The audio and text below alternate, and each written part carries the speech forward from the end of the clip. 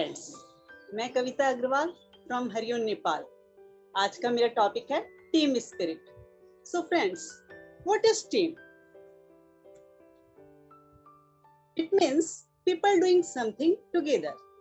हम सभी के घर में 4-5 लोग तो होते ही हैं, यानी कि ये भी एक छोटी सी टीम ही है। और घर पर हम लोग सारे काम कैसे करते हैं? मिलजुल कर करते हैं। यानी कि यहाँ भी हमारी टीम का इकट्ठा रहना बहुत जरूरी है, यानी कि टीम स्पिरिट का होना जरूरी है। तो फ्रेंड्स, मैं आगे बढ़ूं इसके पहले मैं चाहूंगी कि 2 लाइनें मैं आपके सामने बोलूं, और अगर आपको अच्छा लगे तो प्लीज आप भी मेरे साथ दोहरा सकते हैं। ये मत पूछो कितना और चलना है, ये मत पूछो कितना और चलना है, हमने तो मिलकर उड़ने का इरादा किया है। विजयी थे, विजयी हैं और सदा विजयी रहेंगे। ये भगवान ने हमसे वायदा किया है, ये भगवान ने हमसे वायदा किया है। तो फ्रेंड्स, जब भी लगे ना आपको कि हार सामने है, तो ये याद रखिएगा कि भगवान ने हमसे वायदा किया है कि बच्चे, जीत तुम्हारी है, यानी कि जीत मेरी है। और ये जीत की भावना ही फ्रेंड्स एक टीम को टीम बनाती है। तो अब हम देखते हैं टीम का मतलब क्या होता है। Total efforts to achieve more, यानी सभी के सामूहिक प्रयास कुछ ज्यादा पाने के लिए। और इस डेफिनेशन को बोलते हैं करेक्ट डेफिनेशन, और ये करेक्ट भी है। लेकिन फ्रेंड्स, क्या इससे भी बेटर कुछ डेफिनेशन हो सकता है? तो लेट्स सी, देखते हैं इससे बेटर डेफिनेशन क्या हो सकता है। यस, बेटर डेफिनेशन हमारा टुगेदर ईच वन अचीव्स मोर, यानी जब हम टीम के साथ काम करते हैं तो बहुत ज्यादा हासिल करते हैं। और सबसे मोस्ट इम्पोर्टेंट, प्रत्येक व्यक्ति हासिल करता है। यानी कि टीम के अंदर इकट्ठे होकर काम करना बहुत जरूरी है। काम करना तो जरूरी है फ्रेंड्स, लेकिन इकट्ठे होकर के काम करना बहुत बहुत बहुत ज्यादा जरूरी है। और इस बात से तो आप सभी सहमत होंगे फ्रेंड्स। तो इकट्ठे होकर की मतलब क्या? इकट्ठे काम करना मतलब सोच आपस में मिलना, हमारा आपस में तालमेल होना, आपस में कम्युनिकेशन होना। यदि टीम का एक मेंबर भी वीक हो जाए ना फ्रेंड्स, तो टीम कमजोर पड़ने लगती है। फ्रेंड्स, आपको ध्यान होगा, यदि हम इतिहास को खोलें, और अगर हमने रामायण पढ़ी है या सुनी है, ऑब्वियसली सबने पढ़ी होगी, सुनी होगी, तो यू नो फ्रेंड्स, रावण बड़ा शक्तिशाली था, पंडित था, ज्ञानी था, लेकिन उसकी टीम का एक मेंबर, जी हाँ फ्रेंड्स, एक मेंबर, बता सकते हैं आप कौन? बिल्कुल सही, विभीषण। उसने साथ छोड़ दिया, और रावण इतना ज्ञानी होने पर भी, पावरफुल होने पर भी क्या हुआ? हार गया। और अगर श्री राम जी की टीम को देखें तो सभी लोग दिलो जान से श्री राम जी के साथ। तो इसका रिजल्ट रामायण में हमने क्या देखा? श्री राम जी की जीत हुई। यानी कि यहाँ पर टीम एफर्ट, सबका एफर्ट था, सबकी एक भावना थी, इसी कारण श्री राम जी विजयी हुए। तो फ्रेंड्स, मैं यहाँ पर ये बताना चाहती हूँ कि यदि आप जिंदगी में जीतना चाहते हैं तो एक बात तो बहुत जरूरी है, सबका इकट्ठा होना, सबकी कोऑपरेशन होना, यानी कि टीम का एकजुट होना बहुत ज्यादा जरूरी है। नाउ फ्रेंड्स, अब हम देखेंगे कि टीम स्पिरिट, यानी कि टीम का इकट्ठा होना तो जरूरी है, लेकिन टीम की भावना को बढ़ाने के लिए, टीम स्पिरिट को बढ़ाने के लिए क्या करना जरूरी है? तो इस बारे में एक जापानीज राइटर ने बहुत अच्छा लिखा है। Yes, individually we are single drop, together we are an ocean. यानी कि पानी की एक बूंद केवल एक बूंद है, लेकिन यदि करोड़ों बूंद मिल जाए ना तो सागर का रूप ले लेते हैं। और फ्रेंड्स, पानी की एक बूंद शायद किसी की प्यास नहीं बुझा सकती, लेकिन समुद्र चाहे ना तो पूरी दुनिया की प्यास बुझा सकती है। और ये ताकत है फ्रेंड्स, ताकत है टीम स्पिरिट। एक सिपाही कहता है, क्या कहता है? मैं अकेला सिर्फ एक सिपाही हूँ, मैं केवल एक घर की रक्षा कर सकता हूँ, या सिर्फ एक छोटी सी चीज को ही बचा सकता हूँ। लेकिन यदि हम सारे सिपाही मिल जाए ना तो हम एक आर्मी है, एक सेना है, और हम फिर किसी भी दुश्मन को हरा सकते हैं, और एक अलग ताकत बन जाती है फ्रेंड्स। ताकत किस कारण बन रही है? टीम के कारण। एक पेड़ कहता है फ्रेंड्स, क्या कहता है? मैं अकेला पेड़ हूँ, मेरे ऊपर 2-4 केवल 2-4 घोंसले बनाकर 10-12 चिड़िया ही रह सकती है, लेकिन यदि हम लाखों पेड़ आपस में मिल जाए ना, तो हम पेड़ नहीं जंगल बन जाते हैं और लाखों पशु पक्षियों को हम पनाह दे सकते हैं। तो देखा फ्रेंड्स, कैसे ताकत बढ़ जाती है। तो अब आप बताइए, कैसे रहना बेनिफिशियल है, कैसे चलना बेनिफिशियल है? जी हाँ, टीम के साथ। आपने तो सुना ही होगा फ्रेंड्स, यदि तेज चलना है तो अकेले चलिए, यदि दूर तक चलना है तो मिलकर चलिए, मिलकर चलिए। तो फ्रेंड्स, आप कैसे चलना चाहोगे? यस, आप कैसे चलना चाहोगे? Now my next important slide is lead by examples. यानी कि फ्रेंड्स, कभी भी हमें बोल करके नहीं, अपने एक्शन से सिखाना है। आई थिंक सभी सहमत होंगे मेरी बातों से कि एक्शन से नहीं, बोल करके सिखाना है। कि जो हम बोल कर सिखाते हैं ना, उसका प्रभाव बहुत कम पड़ता है, लेकिन जो हम करके सिखाते हैं उसका प्रभाव बहुत ज्यादा पड़ता है। यानी अपनी, और क्या करना है हमको, अपनी कथनी से ज्यादा अपनी करनी पर ध्यान देना, क्योंकि करनी ज्यादा काम करती है कथनी से। और हमारा बिजनेस, यू नो फ्रेंड्स, हमारा बिजनेस तो है डुप्लीकेशन का। तो चलिए हम कुछ फैक्ट जानते हैं अबाउट डुप्लीकेशन, और ये रियलिटी पे आधारित है, तो इसलिए थोड़ा सा ध्यान दीजिएगा मेरी बातों पर और गौर भी कीजिएगा। एक टीम के अंदर यदि एक मेंबर अपने सीनियर का, अपनी अपलाइन का रिगार्ड नहीं करता है, उसकी रिस्पेक्ट नहीं करता है, तो उसके जूनियर्स, उसके डाउनलाइंस देख रहे हैं, क्या होगा? अब उसके जूनियर्स यानी उसके डाउनलाइंस भी उस बिग अपलाइंस की पता नहीं रिस्पेक्ट करे या ना करे, लेकिन इस अपलाइन का रिस्पेक्ट नहीं करेंगे। क्यों? क्योंकि अब मालूम पड़ गया है कि यहाँ कोई किसी की रिस्पेक्ट करता नहीं है। तो फ्रेंड्स, यहाँ डबल नुकसान हो जाता है। यदि मैं चाहती हूँ ना कि मेरी डाउनलाइंस मेरी रिस्पेक्ट करे, तो मुझे क्या करना होगा? मुझे अपनी अपलाइन की रिस्पेक्ट करनी होगी। और गौर कीजिएगा मेरी बातों पर, जैसे एक बच्चा अपने घर के अंदर अपने पेरेंट्स को फॉलो करता है, उससे सीखता है, जैसे एक छोटी बहन अपनी बड़ी दीदी से सीखती है, अपनी माँ से सीखती है, अपनी माँ को फॉलो करती है, वैसे ही एक टीम के अंदर एक डाउनलाइन अपनी अपलाइन को फॉलो करता है और उन्हीं से सीखता है। यानी जो क्वालिटी अपनी टीम को मैं सिखाना चाहती हूँ, पहले मुझे खुद को करना पड़ेगा, खुद के एक्शन सुधारने होंगे, खुद को बदलना होगा, तभी टीम आपको देख करके चेंज होगी। इसलिए खुद को बदले। खुद को बदलने से फ्रेंड्स सारा जीवन आपका, सारा विश्व बदलेगा। इसलिए फ्रेंड्स, बोल करके नहीं, करके दिखाना है, अपनी टीम को करके दिखाना है। और इससे रिलेटेड मैं कुछ आपके साथ शेयर करना चाहती हूँ, और एक्चुअली में एक रियल घटना है जो मैंने शायद दूरदर्शन न्यूज पर देखा था। सफाई अभियान जो कि जोर शोर से इंडिया में एज वेल एज नेपाल में भी चला था। तो ये घटना है हिमाचल प्रदेश की, इंडिया में हिमाचल प्रदेश एक स्टेट है, वहां की घटना है सफाई अभियान, जो कि मोदी जी का एक बहुत ही सराहनीय अभियान था। और उसी के अंतर्गत एक झील को साफ करना था।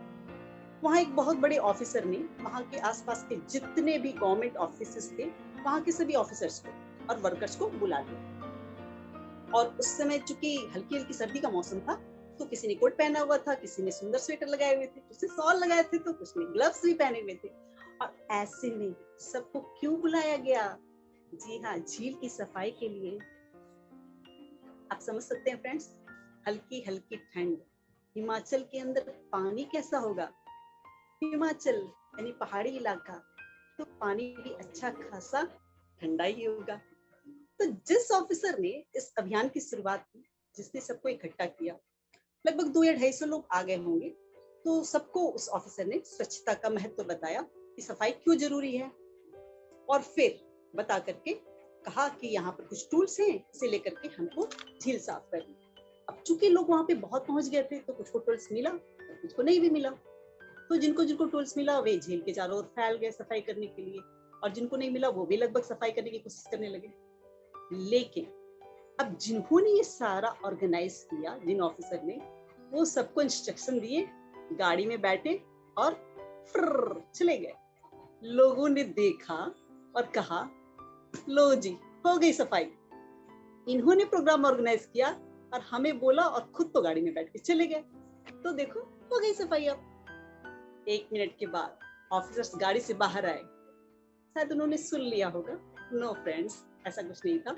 उन्होंने अपने जूते रिमूव किए गाड़ी में, मोजे रिमूव किए और पैंट को ऊपर चढ़ाया और बाहर आकर के सबको साथ में लेकर के जय बजरंगबली बोल करके सबसे पहले झील के अंदर गए।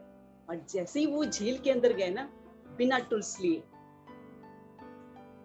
लिए जब वो झील के अंदर गए और जब अपने हाथ बढ़ाए सफाई करने के लिए, तो फिर यकीन मानिए फ्रेंड्स, धीरे धीरे जितने भी ऑफिसर्स थे, जिन्होंने भी महंगे शूज, कोट, स्वेटर जो कुछ भी लगाया था, सब के सब झील में उतर गए। कोई टूल्स के साथ और कोई बिना टूल्स के साथ। सबने सफाई करनी शुरू कर दी और यकीन मानिए फ्रेंड्स, 3 घंटे के अंदर सारा का सारा झील क्लीन कर दिया गया। तो फ्रेंड्स, ये है एक्शन से सिखाना, केवल बोलकर नहीं, एक्शन से सिखाना। इट मीन्स जो हम दूसरे से करवाना चाहते हैं ना, पहले खुद करके दिखाएं। And this is called lead by examples. यहाँ पर मैं आपको एक एग्जांपल और देना चाहूंगी। एक बच्चा अपने घर पर अपने पेट की पिटाई कर रहा था। क्यों कर रहा था? क्योंकि पेट ने उसका केक खा लिया था। तो बच्चा पेट को अब्यूज कर रहा था, उसको गलत बोले जा रहा था, डांटे जा रहा था, उसको गाली दिए जा रहा था, उसकी पिटाई कर रहा था। इतने में उसकी मम्मा आई। मम्मा ने बच्चे का कान पकड़ा और बोला, ऐसे बोलते हैं? तेरे को तमीज है कि नहीं है? ऐसे गाली देते हैं, ऐसे डांटते हैं। सोचिए फ्रेंड्स, हम बच्चे को क्या सिखाना चाहते हैं कि वो आराम आराम से बातें करे, अपने पेट से आराम से बातें करे, और हम यानी हमारी टोन कैसी है बच्चे को सिखाने की। मेरी बात पहुंच रही है फ्रेंड्स आप तक? मैं बच्चों को क्या सिखाना चाहती हूँ कि बच्चा कैसे बात करे, शांति से। लेकिन मेरी टोन कैसी है समझाती हूँ। जब मैं खुद ही गुस्से में बात कर रही हूँ तो मैं बच्चे को क्या सिखा सकती हूँ कि कैसे बातें करें। मतलब फ्रेंड्स, यदि मैं बच्चे को सिखाना चाहती हूँ, यदि मैं अपने टीम मेंबर से चाहती हूँ कि वो हमसे आराम से बातें करें, ईमानदारी से बातें करें, मुझसे कुछ न छिपाए, अपनी प्रॉब्लम शेयर करें, शांति से बातें करें, तो मेरा बात करने का अंदाज, मेरा बात करने का टोन वो कैसा होना चाहिए अपनी टीम मेंबर के साथ। तो फ्रेंड्स, हमारा टोन भी लो होना चाहिए ना, आराम आराम से बात करने का तरीका होना चाहिए। तभी हम अपने टीम मेंबर से, अपने डाउनलाइन से अच्छे से बातें कर सकेंगे और उनको सिखा पाएंगे कि हमें आपस में बातें कैसे करनी है। ओके फ्रेंड्स, चलिए हमने बहुत बातें कर ली। अब एक गुड न्यूज आप सभी के लिए। आज गुड न्यूज क्या है? तो आज सभी के लिए, आप सभी के लिए नेपाल वॉरियर्स की ओर से अभी एक टी पार्टी का इंतजाम किया गया है। तो कौन कौन मेरे साथ चाय पीना चाहेगा friends? I think and I hope सभी चाहेंगे चाय पीना। तो चलिए चलते हैं नेपाल वॉरियर्स के हॉल में और इमेजिन कीजिए फ्रेंड्स मेरे साथ साथ टेबल बड़ा सा और वहां पर बहुत सारे कप, केतली में गर्मा गर्म चाय। चलिए फ्रेंड्स, थोड़ी सी एक्टिंग भी करते हैं। आई थिंक आपको सबको मजा आएगा। चलिए फ्रेंड्स, थोड़ी एक्टिंग करते हैं। सभी कोई अपना अपना कप उठा लीजिए। आई थिंक उठा लिया सबने। अब केतली से अपने अपने कप में चाय डलवा लीजिए, धीरे धीरे डलवा लीजिए सबको लाइन से। और जिन्होंने डलवा लिया अपना हाथ पीछे कर लीजिए। यस, सबने डलवा लिया। अब क्या करना है? आराम से बैठकर चाय पीनी है। लेकिन अब जैसे ही आप कुर्सी पर बैठने जा रही हैं चाय के कप के साथ, भरा हुआ कप है आपका, अचानक पीछे से एक धक्का लगता है। थोड़ा एक्टिंग करिए ना फ्रेंड्स, धक्का लगने की। अच्छा सा थोड़ा सा। क्या लगा है अभी आपको? धक्का, और वो भी अच्छा वाला धक्का।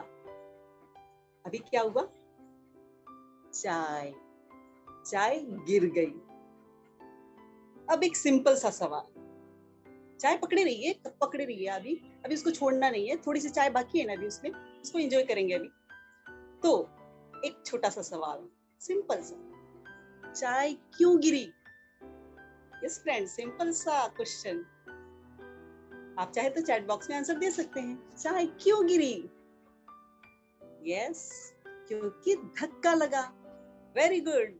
और बताइए फ्रेंड्स, चाय क्यों गिरी? सिंपल क्वेश्चन, चाय क्यों छलकी, क्यों गिरी? क्योंकि कप के अंदर चाय थी। यस, सिंपल आंसर, क्योंकि कप के अंदर चाय थी। अगर फ्रेंड कप के अंदर शरबत होता तो क्या अच्छा लगता? शरबत। अगर कप के अंदर इत्र होता तो क्या अच्छा लगता? इत्र। फ्रेंड्स, ये एक बात बहुत ध्यान देने वाली है। हम ऐसे ही कहते हैं कि उसके कारण मुझे गुस्सा आया, उसने मुझे गुस्सा दिलाया। एक्चुअली गुस्सा तो हमारे दिमाग वाले कप में भरा हुआ है। उन्होंने क्या किया है? उन्होंने तो केवल हमें धक्का दिया है। लेकिन यदि हमारे कप पे गुस्सा भरा हुआ है तो गुस्सा छलकेगा। लेकिन फ्रेंड्स, यदि हमारे कप में प्यार भरा हुआ है तो क्या छलकेगा? क्या छलकने वाला है? सोचिए फ्रेंड्स, प्यार। सो फ्रेंड्स, जिसने धक्का दिया, यानी जिसे हम कहते हैं ना कि इसने गुस्सा दिलाया, उसका दोष नहीं है, बल्कि हमारे ही अंदर गुस्सा भरा हुआ है। अगर यहाँ शांति भरी होगी और कोई धक्का भी देगा ना आपको, तो बाहर क्या छलकेगा? शांति। और प्यार भरा होगा तो प्यार। इसलिए किनको दोष नहीं देना है कि उनके कारण गुस्सा आया, क्योंकि गुस्सा तो कहाँ भरा हुआ है? हमारे मन रूपी कप में। तो आज सबसे रिक्वेस्ट है कि हम अपने कप में शांति और प्यार भरेंगे। आई होप सभी को मेरी बातें पसंद आई होगी। तो my next slide is every team member is important, यानी कि टीम का हर मेंबर बहुत इंपॉर्टेंट है। यदि आपसे पूछा जाए फ्रेंड्स कि आपके घर में जो 4-5 लोगों की टीम है, उसमें से कोई क्या ऐसा मेंबर है जिसकी कोई कीमत ही ना हो, कोई वैल्यू ही ना हो, जो घर से चला भी जाए छोड़ के तो भी हमें कोई फर्क नहीं पड़ता? ठीक ऐसे ही हमारी टीम के किस किस मेंबर की कीमत है? तो हर एक मेंबर की कीमत है। जैसे यहाँ मेरी स्लाइड में चेन दिखाया गया है, चेन की हर लिंक की कीमत होती है। और इस बात को हम वेस्टिजियन से ज्यादा कौन समझ सकता है फ्रेंड्स? Isn't it? यदि चेन की एक लिंक भी कमजोर हो जाए तो पूरी चेन की ताकत कमजोर होने लगती है। और इससे रिलेटेड मुझे एक घटना याद आ रही है। एक बार शरीर के बॉडी पार्ट्स की आपस में लड़ाई हो गई, पंगा हो गया उनका। पाँव ने कहा, मैं ही हूँ जो तुम्हें हर जगह लेकर जाता हूँ, मेरे कारण तुम दौड़ सकते हो, चल सकते हो, यानी सबसे ज्यादा काम तो मैं करती हूँ। फिर हाथों ने कहा, तुम कुछ नहीं करती, तुमसे ज्यादा बड़ा तो मैं हूँ, मेरे कारण लैपटॉप पर काम करते हो तुम लोग, मोबाइल पर काम होता है, मेरे कारण ये लोग खा पाते हैं। सो सबसे ज्यादा काम तो मैं करती हूँ। उसके बाद आंखों की बारी आई। आंखों ने कहा, पूरे दिन में सुबह से लेकर जब तक रात हो, जब तक आप सोते नहीं तब तक लगातार मैं काम करती हूँ, एक सेकंड भी रेस्ट नहीं करती। तो सबसे ज्यादा काम तो मैं करती हूँ। अब फिर दिल महाशय, वो कहाँ शांत रहने वाले, वो भी बोल पड़े, आंख बहन, तुम तो रात में सो जाती हो, आंखें रात में बंद हो जाती है। मैं तो 24 घंटे धड़क रहा हूँ, मैं तो बिल्कुल भी रेस्ट नहीं करता, मैं सबसे ज्यादा काम कर रहा हूँ। लेकिन जो पेट महाशय थे ना, वो चुपचाप बैठे थे। सबने मिलकर के पेट को घूरा। सबने कहा, ये पेट तो कुछ भी नहीं करता। हाथ ने भी कहा, मैं क्यों खिलाऊं इस पेट को, मुझे इसकी जरूरत नहीं है। दांतों ने कहा, मैं क्यों चबाऊं पेट के लिए। और सभी ने, हाथ ने, दांतों ने पेट के लिए क्या किया? काम करना ही बंद कर दिया। सोचिए फ्रेंड्स, क्या हुआ होगा जब अन्न का निवाला हाथों से मुंह के अंदर नहीं जा रहा होगा, तो क्या हुआ होगा? धीरे धीरे पेट को भोजन मिलना बंद हुआ, शरीर की शक्ति डाउन, कमजोर हो गई और शरीर का हर पार्ट वीक होना शुरू हो गया। अब जा करके रियलाइज हुआ हाथ को कि हमें ताकत कहाँ से मिल रही थी? पेट से मिल रही थी। दांतों को, जीभ को एहसास हुआ, एनर्जी जब लो हो गई तब एहसास हुआ कि हमें तो ऊर्जा, एनर्जी पेट से मिल रही थी।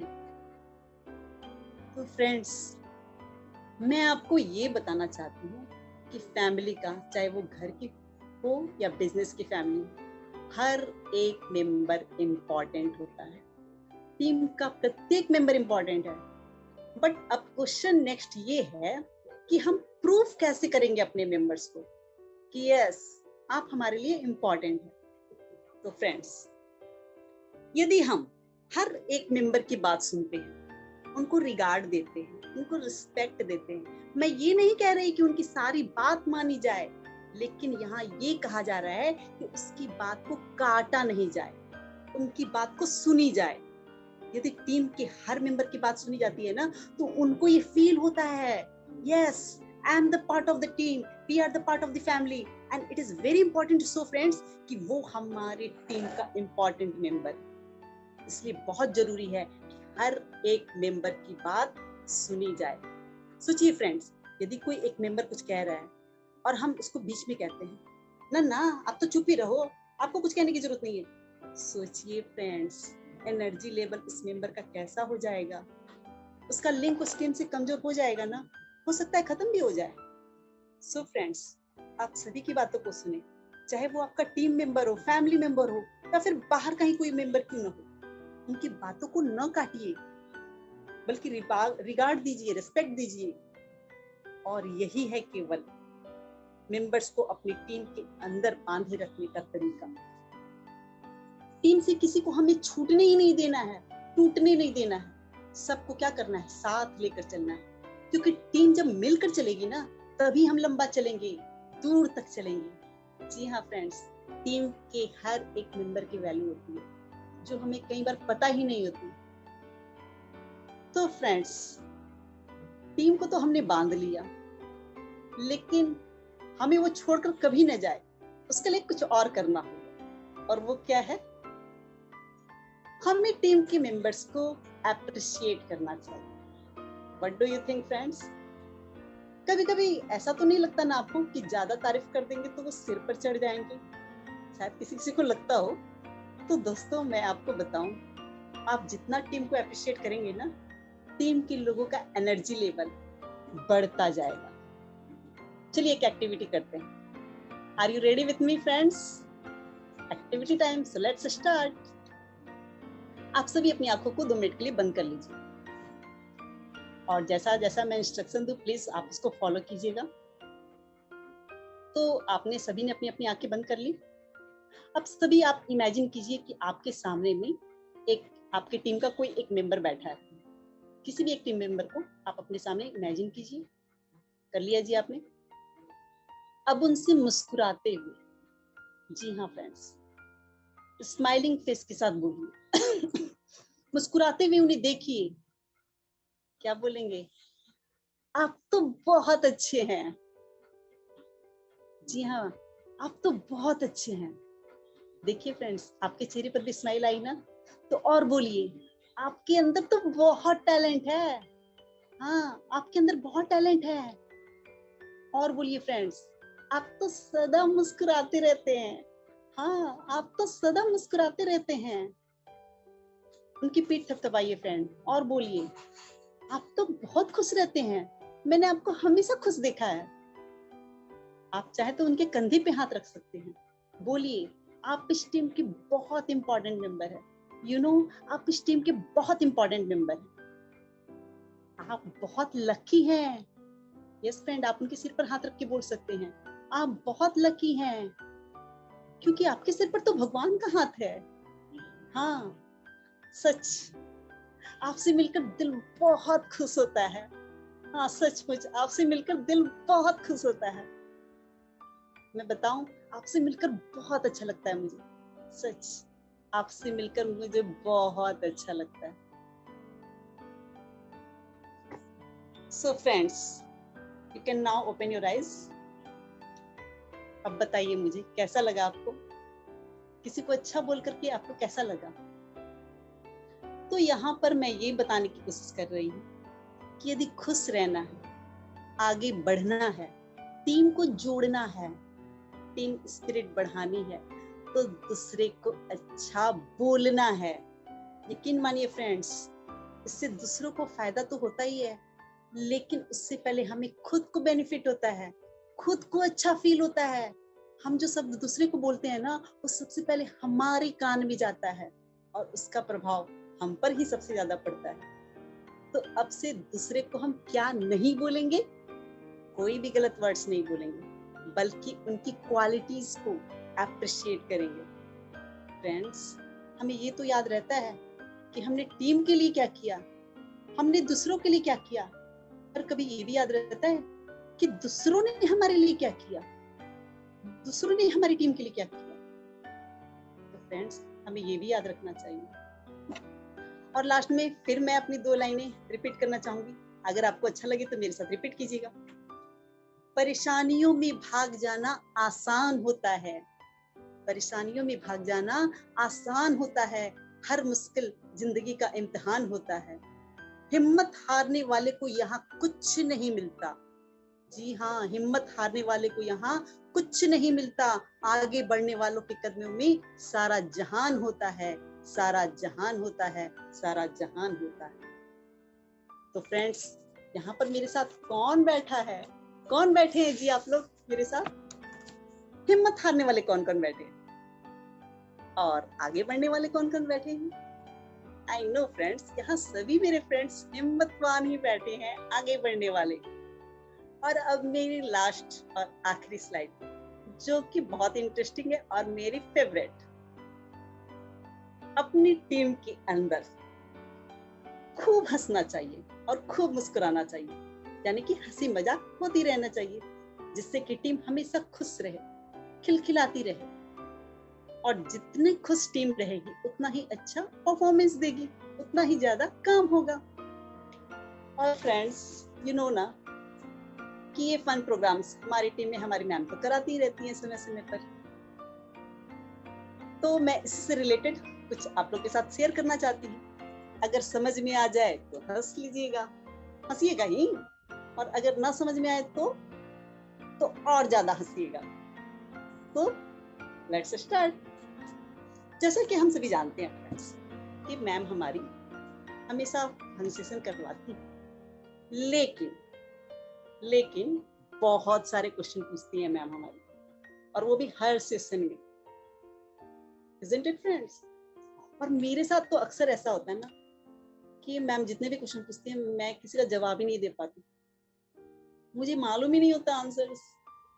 और आप लोग को याद होगा जब विमेंस डे पर, हाँ, मैम ने कितने क्वेश्चन पूछे थे, माय गॉड, बट एक भी राइट नहीं हुआ मेरा क्वेश्चन का आंसर, जबकि मैं अपने आप को बहुत ज्यादा इंटेलिजेंट समझती हूँ।